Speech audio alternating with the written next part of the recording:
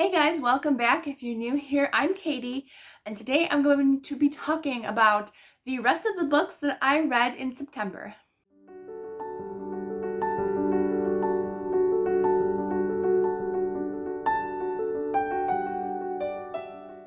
I did do a middle of the month wrap up because I ended up finishing like 20 books in the first half of the month, so I did not want both videos being long. So I will link that down below if you want to check out the first part of the month. So this is the end of the month, and I read another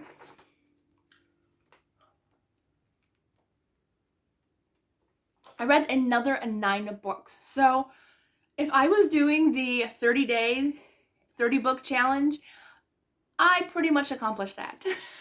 I might have finished a couple books in one day because I know there was some days where I rarely read anything, just a little bit. So that's pretty good. I wasn't doing that challenge, but it worked out that way. So I'm going to talk about first my series September wrap up because I did take officially part of that challenge. So I do have my reading journal here. I have to go to September. There we go. Okay, so I was talking about my TBR around the world. I did not get to any of the extra books this month, which is fine. It's still the 30th today as I'm filming, but yeah, it's just not going to happen. That's okay. And then my series September, I didn't do too bad. I completed 5 of the prompts out of the 9, but I have a feeling that I could have put in a couple other of my other series that I finished, and I just didn't get a chance to edit this because this was kind of like my TBR.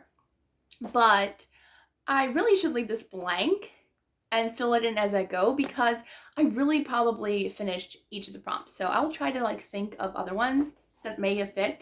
So for Hyped, I read The Ballad of Songbirds and Snakes by Suzanne Collins. So I did do that prompt. Start, which I'm pretty sure was start a new series. I started the first book, which is called Voice of the Ancient by Connilyn and Cossette. Double, I was going to read 2 books in a series. I don't think I ever really read 2 books in a series this month. If I did, I don't think I did though. Maybe I did. Oh, I did. But did I put that for another prompt? I did put that for another prompt. But you know what? We're going to combine. So for Double, I read Incarceron and Sapphic by Catherine Fisher. This is a duology, steampunk style sci-fi duology. And I finished both, so I'm going to count that for that. And then Wreck was a Sparrow in Terrazine by Christy Cameron. I'm not exactly sure why. I think somebody recommended it to me years ago, and so, oh yeah, they did. And that's why I put it there. And then Finish. For Finish, I can go ahead and put in, what did I finish? Did I finish anything? Well, I could put a Sparrow and Terrazine in there as well. I could put Sapphic in there as well. So I'm doubling up on prompts just to make life easier for me. So the next one is new, and for that one I read Date the Alphabet by Laura Longa. That was just a new release. It's not a new series, but it's a new release in that series. And then Triple, I'm going to go ahead and put in the Annie Peterson series by Colleen Coble because I finished it, read all the 3 books in 1 month. So that one works for that one. And then Old, I also put for Sapphic by Catherine Fisher because that's been on my TBR for since before I started BookTube. So at least probably 3 to 4 years. And then the last one was Chunky, and I don't know, I didn't really have any chunky books or anything, or part of a long series. Most of the books, well, maybe I could put in The Claus in Christmas by Rachel Bloom because that's a pretty long series. I think it's got 6 books. So I started that series, so it's counting it as a chunky series. So I'm going to have to update my journal with that. But, so that was my series September wrap up. Now we're going to talk about all the books that I finished, and yeah, let's just talk about them. So the one book that I really wanted to get to this month, and I just never had a chance to read it, that was our Christian book club pick, A Fool and His Monet by Sandra Orchard, which is a first book in a mystery series. I just never got to it. Honestly, I don't think I'm going to. I think I might just skip this month only because I just have a lot going on in the beginning of October. And so yeah, I've never skipped a month, but I think this month, I think I'm going to skip just because I just have a lot going on. So that's okay. And then I DNF'd 2 books. So the first one was Menacing Manor by Kirsten White. This is the third or the fourth book in the Sinister Summer series. And I was okay with it, but literally the first 2 or 3, I only gave 3 stars. That's pretty much it. So it was a mediocre series to begin with. And then in this book, the book before this one started talking about one of the characters being a ghost, which I was okay with as long as it didn't get too much into that realm. But then this book kind of did. One of the kids wanted to try to figure out how to summon back that ghost. And I was like, okay, I know where this is headed. It's probably going to go into stuff that I am not going to be feeling very comfortable about reading. So I DNF'd that series. I'm fine with it. I really wasn't enjoying it anyway. So that's okay. So it takes another series off of my list of series that I wanted to complete. So yay. Okay, and then the last one that I DNF'd was the 7-Year Slip by Ashley Poston. Really wanted to read this one because the concept sounded like something I would love. It sounded pretty much like a book that was made out of the movie The Lake House with Sandra Bullock and Keanu Reeves. Like, I wanted that feel. I love that movie so much. I love time travel. But then right in the beginning, there was a few swear words as well as a relationship that I was uncomfortable with in there. So I was like, you know what? It's right in the beginning of the book too. I honestly appreciate when books do that because then I know I don't have to like read half the book and then find something. Like, it's right in the beginning. Okay, there it is. Good. Then I can just stop reading and go on and read another book that I'm going to enjoy. So unfortunately, I skipped that one. I haven't heard anybody talk about it. I've seen so many people like want to read it, but I haven't heard any wrap-ups about it yet. So you'll just have to find somebody else's, I guess, if you want to see about it. But I would love to have like a clean book like that I just would like. I would binge read that like crazy. So if you're an author, think about doing a lake house type book. I'd love it. Okay, on to the books that I did finish. So I did have 2 stars. No 1 stars though, so that's good. I had 2 3 stars, 1 3.5 star, 3 4 stars, and only 1 5 star for the rest of the month. So 1 5 star is actually kind of low for me. So that's okay. It was really good. So the first one that I have on here is Love in Any Language by Hallie Bridgman. This is a novella. I think it's supposed to be, I don't know what number it is, like 1.5 or 0.5, something like that. But I read the original series. I think all of them were 5 stars. Love them. This one I only gave 3 stars to. I don't know. I couldn't get into this one all that much. The pacing was really good, but I found the characters I just really didn't connect with as much as the original series. But this is about, they're all about guys who are in the military and the Green Berets. And so this girl she used to be in the military, but now she's a contractor for the military, and she works in linguistics. So she goes and she also interrogates people as well to get information from them, and she's really, really good at it.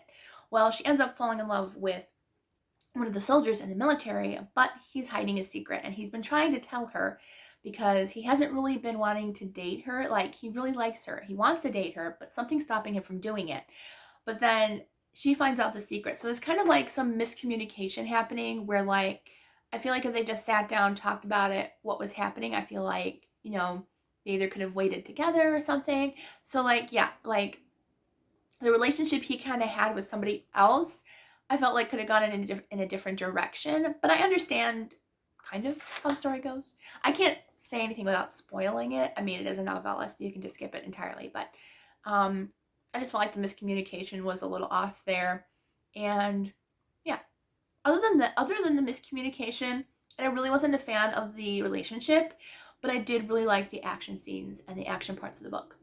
I also read The Ballad of Songbirds and Snakes by Suzanne Collins, which is the kind of the prequel to the Hunger Games books. I did not really like this one. To tell you the truth, it was probably closer to 1 star than 2 star, if I'm being honest. I did not like it. I did not like the characters. And what was really weird is you get that idea of snow being really bad in like the books and the movies, But throughout the entire prequel of this book, and the entire, like, the first 3/4 of the book, he just felt like a normal kid. A normal kid who, yeah, was forced into that terrible world of the Hunger Games and stuff. But I just felt like he was a normal kid. Like, you don't see that kind of villain aspect about him until almost the end of the entire book. So, like, I don't know. I just felt like he should have been more in that world, a little bit more connected with like with the Hunger Games. Like, I don't know. I just felt like he was too connected with the players. Like, he felt more like almost like Katniss did. When she was connected with her guardian and stuff as she was going into the Hunger Games. Like, I don't know, there was just something about him that really didn't feel villainish until the ending of the book. And I kind of was like expecting a villain story, and it really wasn't to me. So, like, I don't know, I just couldn't really connect with it. There was also, I feel like, I don't know, like, I felt like the one character, the one girl who was in the Hunger Games was very reminiscent of Katniss. So I don't know if she was just like kind of almost copying Katniss's character a little bit and putting her as a different character in this prequel, but it just wasn't my favorite of the series. So yeah, and the movie is coming out. I'm probably not gonna see it, if I'm not gonna lie, because I like the original series of movies, but since I didn't like the book, most likely I'm not gonna enjoy the movie. So I'm probably gonna skip it. I then read one more Christmas book. I'm not normally a Christmas reader until after Thanksgiving, but it was for prompted in one of my challenge groups. So, well, not for a Christmas book specifically, but for a carnival or fair. Do you realize how hard that is? There are literally zilch books with carnivals or fairs. I'm just saying, there's nothing out there. So I had to pick a Christmas book. So I read The Claus in Christmas by Rachel Bloom, and it was cute. I gave it 3.5 stars. I think the one part that, like, I really liked was there was this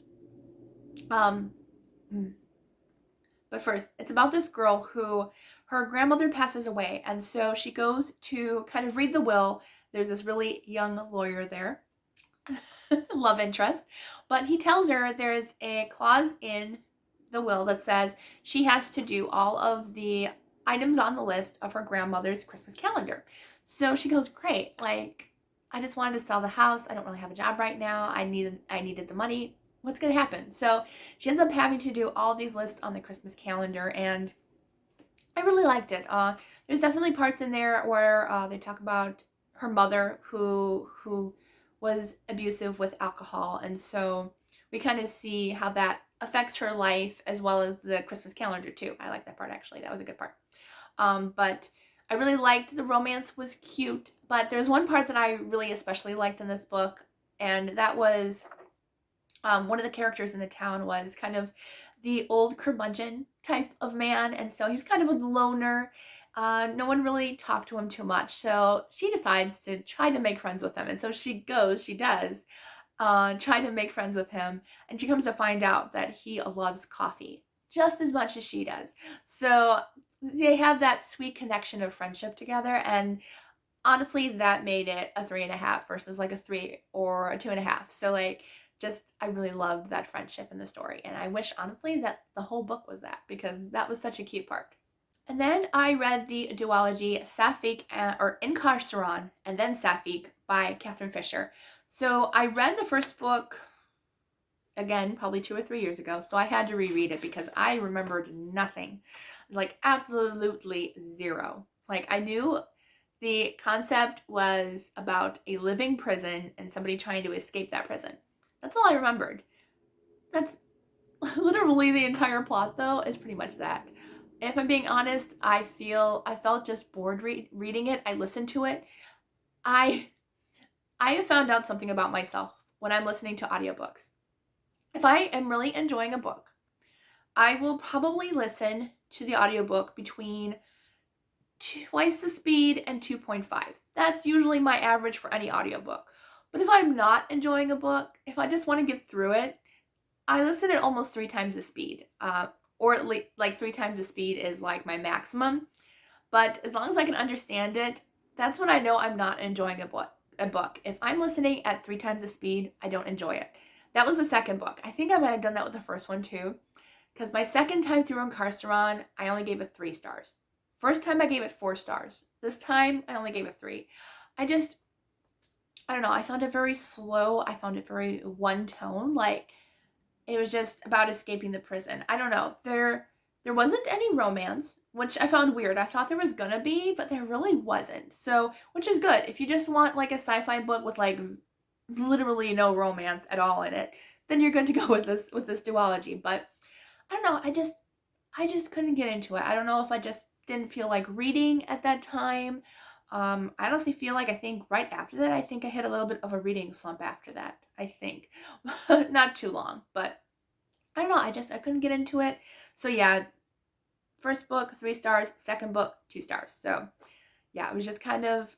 I know at least one of my friends really enjoyed the series. I don't know. I couldn't get into it, which I was really sad about because the first time I read Incarceron, I liked it, but yeah, it was just kind of felt like nothing was going on except for trying to get out of the prison, which I mean is a good plot in itself, but I just wish there was more to it. I guess more substance. I felt like it was a very easy plot to get into. So if you want kind of like an easy plot to kind of just go along for the ride, then it's a good book. But I guess I just wanted a little bit more substance to it.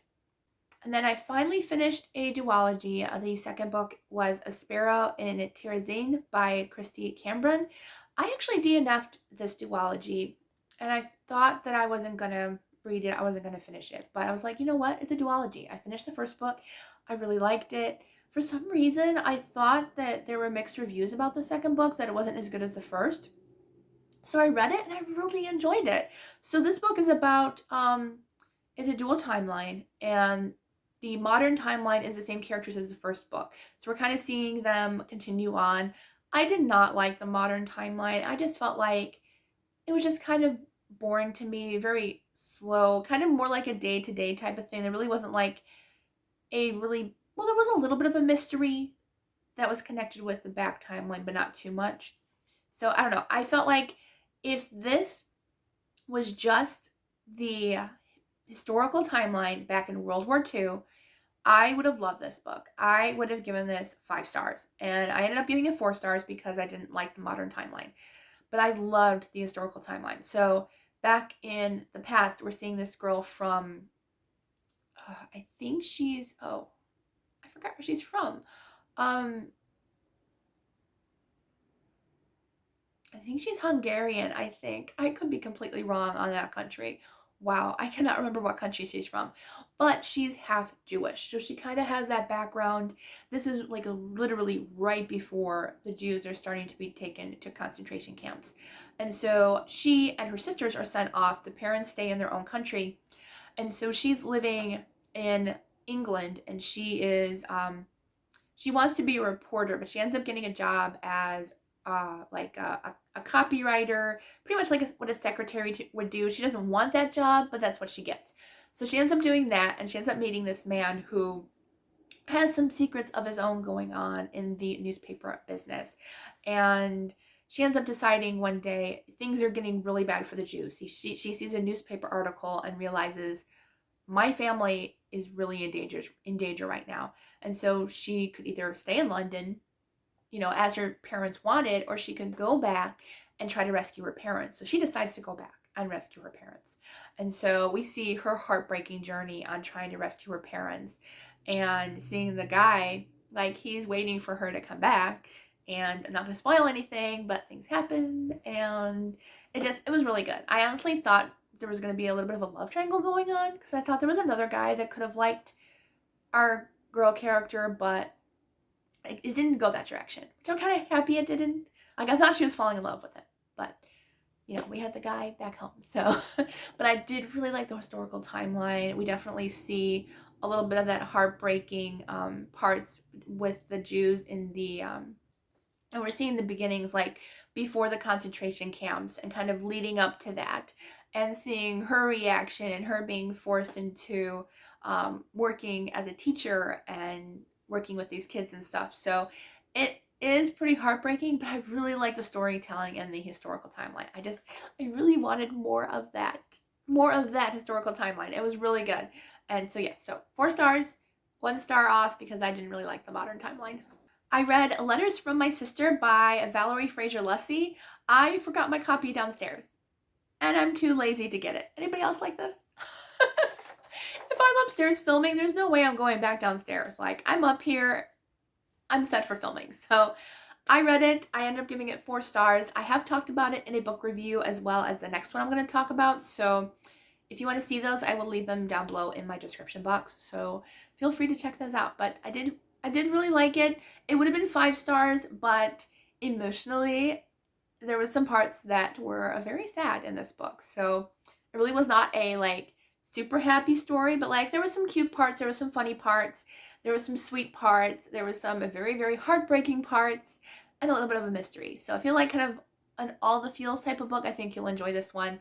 It definitely has some trigger warnings for like health issues that go on in the family and death in the family. So forgot to mention that in my book review, but just, you know, heads up for you all to know. But I did otherwise enjoy it. It's about 2 sisters who, they're twin sisters, and they kind of grow up in the deep south. They grow up on a cotton plantation. And during a party, they find out that one of their servants, her granddaughter came to visit them, and she was singing in the backyard. And so it was for the servants back then. So like the people who were at the party weren't supposed to go in the backyard where the servants were. So, but they end up going in the back because they heard her singing. And so Lily, who is the granddaughter, she ends up catching the eye of a married man. Nothing happens, but he is pretty much wanting to get her, and so he tries at every angle to try to get her. The sisters stop him, and then one day, Lily and another servant end up disappearing, and so Callie, one of the twins, she is end up being found underneath a tree that she usually climbs, and she is found unconscious, and she doesn't remember the last few days. So something happened with the servants. They don't know what's going on. Callie can't remember anything, and so it's kind of her journey, and it's a coming-of-age story. There's a very sweet romance between one of the characters and a man named Solomon. I really loved Solomon. He's probably one of my favorite characters. He's just a sweet Southern gentleman, and I just love his character so much. I just really liked him, and I loved how he encouraged the girl that he was in love with. Like, they were just perfect for each other. I read Voice of the Ancients by Connilyn Cossette. This is another book that I have a full review on for you all on my channel, but I enjoyed it. I gave it 4 stars, but for some reason, this is one of those books where like I really enjoyed it as I read it, and then right now I can't remember what it was about.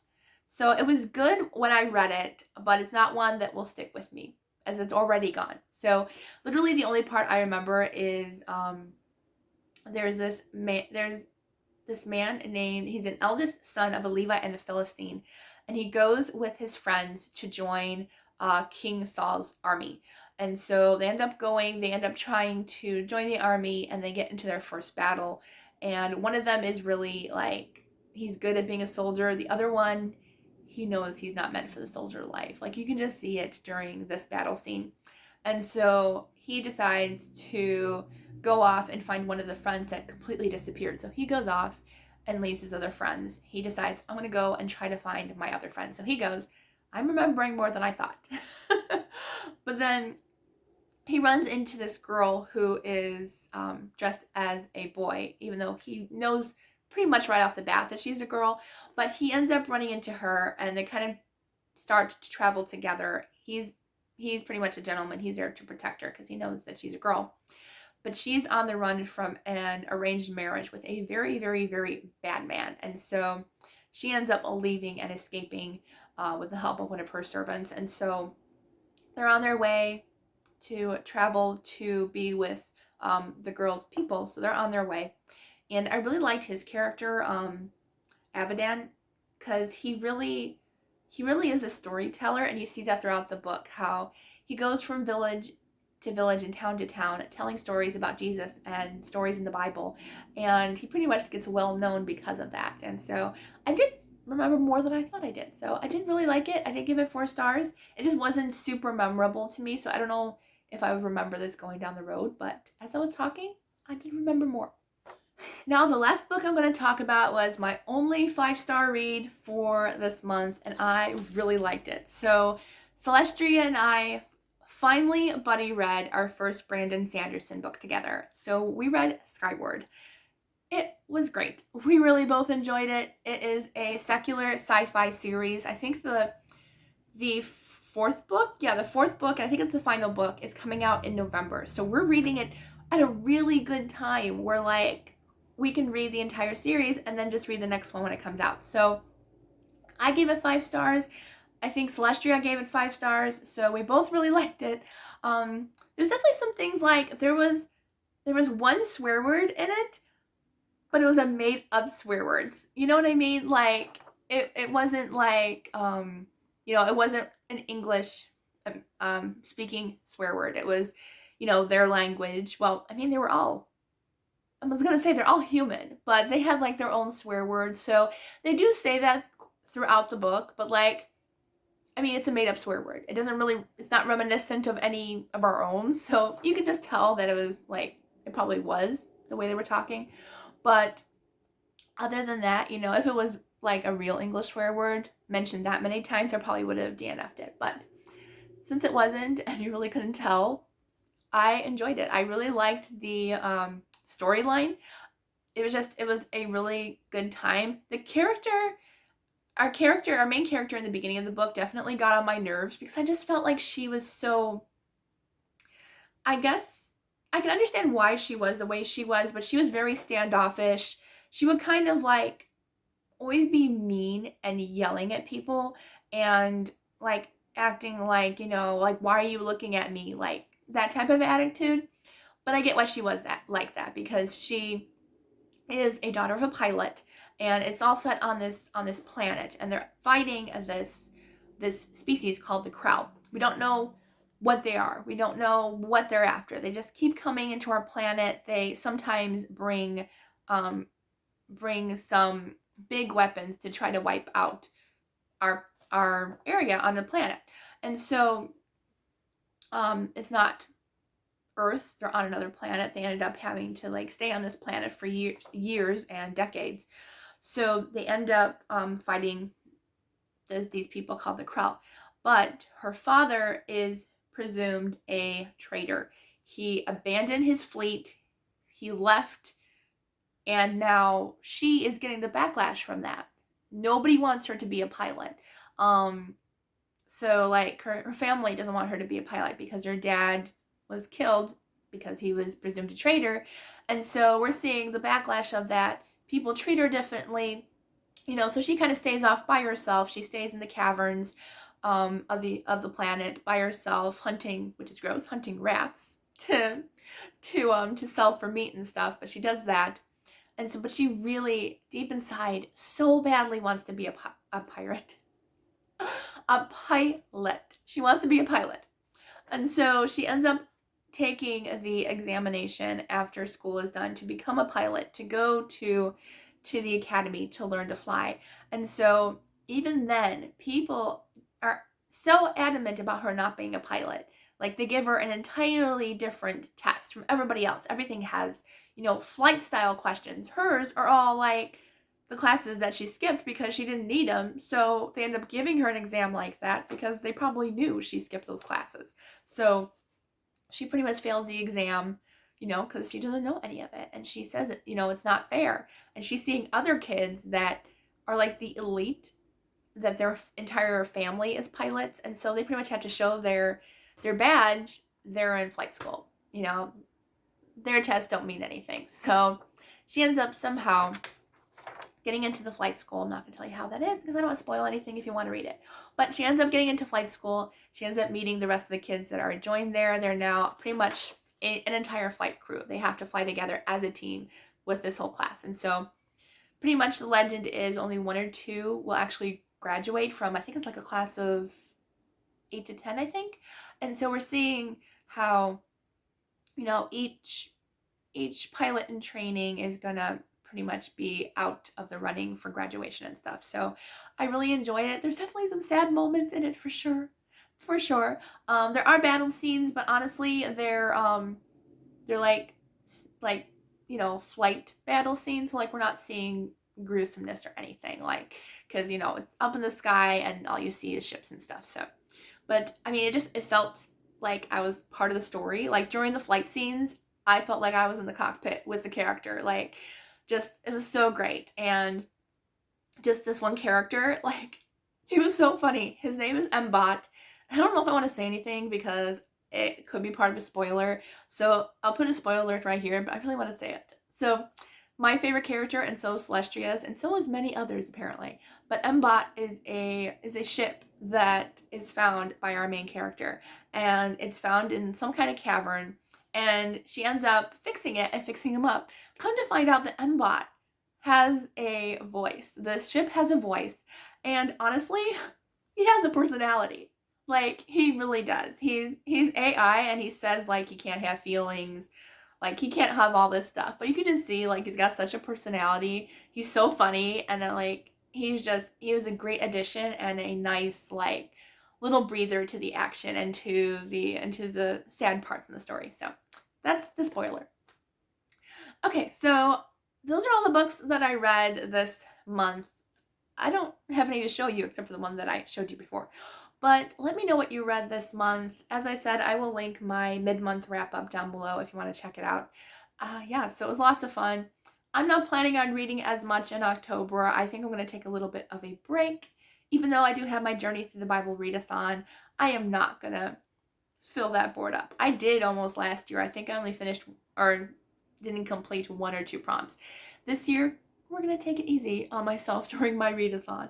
And I would be happy with just 1 from each category. We're going to take a journey and do that. So yeah, I'm even planning on doing a vlog of journeying through the Bible. So that'll be fun.